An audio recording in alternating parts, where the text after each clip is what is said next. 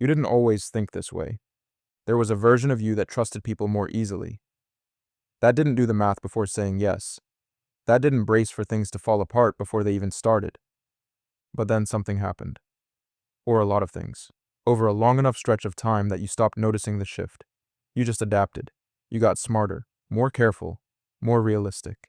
That's what you called it, realistic. But what if it wasn't an adaptation?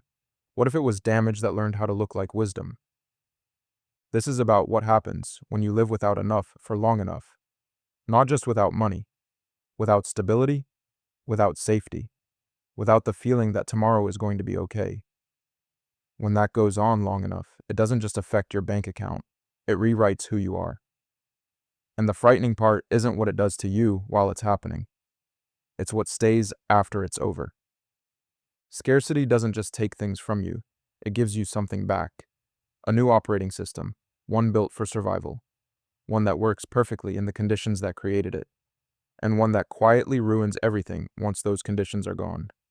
Think about the person who grew up without enough. Not dramatically poor, just constantly uncertain. Just the low hum of not quite enough money, not quite enough security, not quite enough room to breathe without it costing something. You might know this person.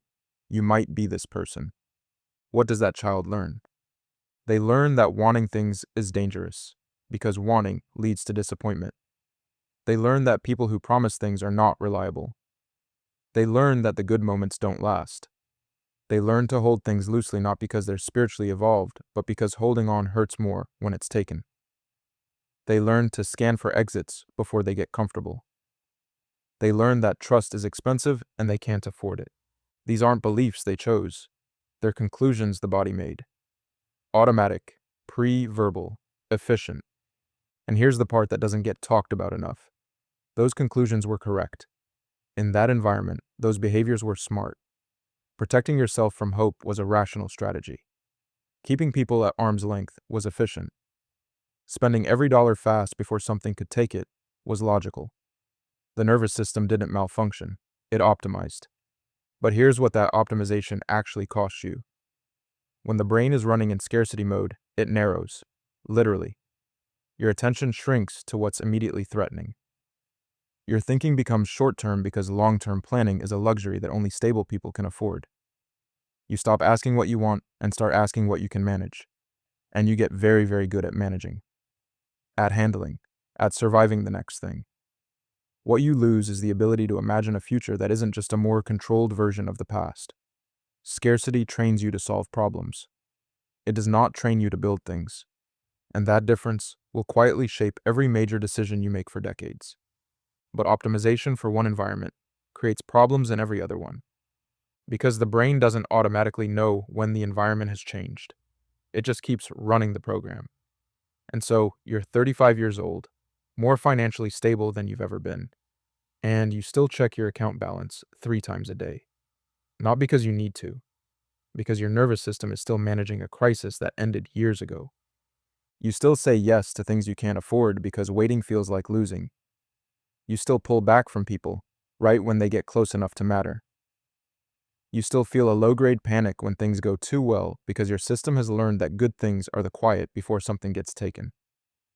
Do you recognize any of this? The scarcity didn't leave. It moved inward. Now let's go somewhere uncomfortable. This rewiring doesn't just affect money. It reshapes your relationships in ways that are almost invisible until you're standing in the wreckage of something that should have worked. When you grow up in scarcity, you learn to need people strategically. Not coldly, not consciously. But the emotional calculus becomes, what can this person provide, and what will it cost me to be close to them? Love becomes transactional not because you're broken, but because in your experience, nothing was ever freely given without a cost somewhere down the line. So you hold back. You test. You watch for signs of abandonment before they happen.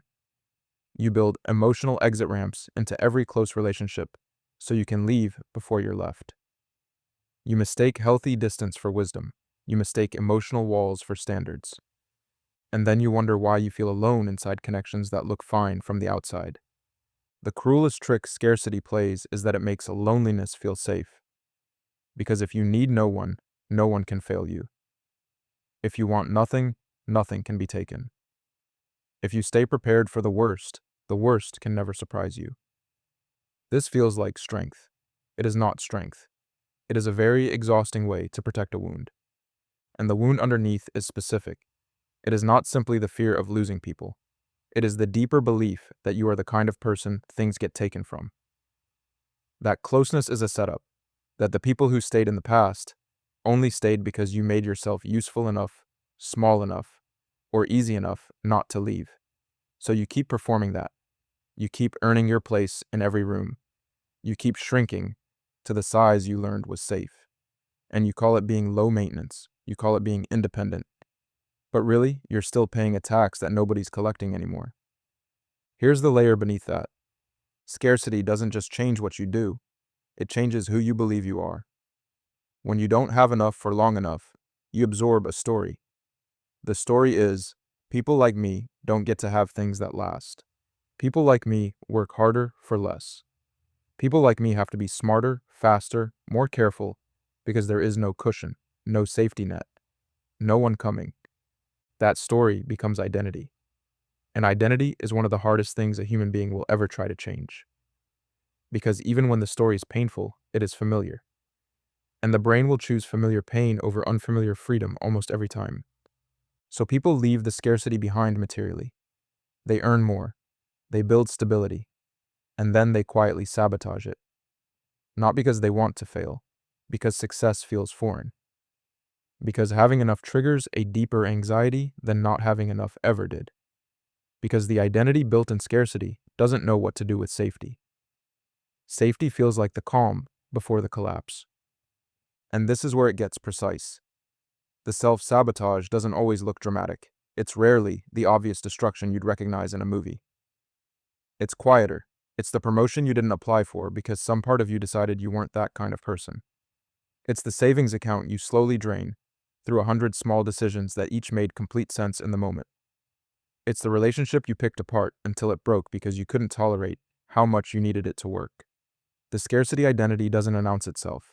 It just steers. It makes certain choices feel instinctive, and others feel dangerous. And because it feels like intuition, you trust it. You don't question the quiet voice that says, "Don't get too comfortable." You call it being smart. You call it not jinxing it. But it's the old self, still running the math it learned in a world that no longer exists. Does that land somewhere in you? This is where the long-term cost becomes something you have to face. The survival operating system costs you things you don't see in real time. It costs you the relationship you couldn't fully enter because your exit was already planned. It costs you the opportunity you didn't take because scarcity logic said, don't risk what you have for what you might get. It costs you the decade you spent managing fear instead of building something. It costs you presence. Because you can't be fully here when part of your mind is always scanning the horizon for what might go wrong.